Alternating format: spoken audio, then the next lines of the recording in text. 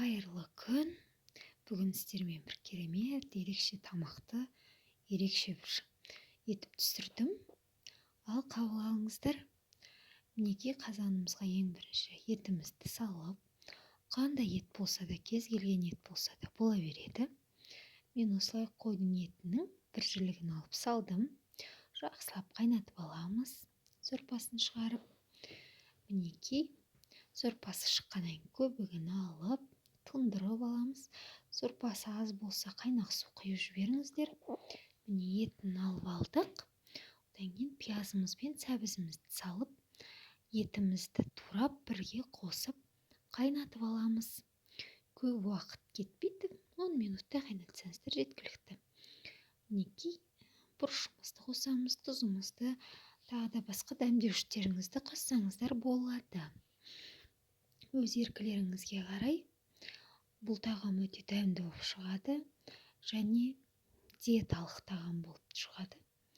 Майсыз, томатсыз. Пиязымыз бен сәбізіміз қайнағаннан кейін мінекей. Одан кейін енді капустамызды салатын боламыз, 40 қабатымызды. Осылай ұзынша етіп турап аламыз. Салып, жақсылап араластырып аламыз. Тағы да 10 минутқа қайнатып қойсаңыздар болады. Тіпті болмаса 5 минутқа. Ұзақ қайнағанын қаласаңыздар 15 минутқа қалдырсаңыздар болады. Мінекей сорпамызға батып, қазір өзі қайнайтын болады. Одан кейін қызылшамызды осылай етіп, ұзынша етіп, теркадан өткізіп алып, қосамыз. Сол кезде тамағымыздың сәні кіріп, түсі өзгеріп, нағыз тамақтың бір белгісі болып табылады. Қараңыздар. Қызылшамыз қайнады, капустамыз, 40 қабатымыз қайнап жатыр. Тұзы бәрі жақсы. Соңғы салатынымыз бізде картоп. Картопты да ұзынша етіп турап, осылай саламыз. Картоптың піскендігіне байланысты 10-15 минут пісіріп аламыз, қайнатып жақсылап. Араластырып осылай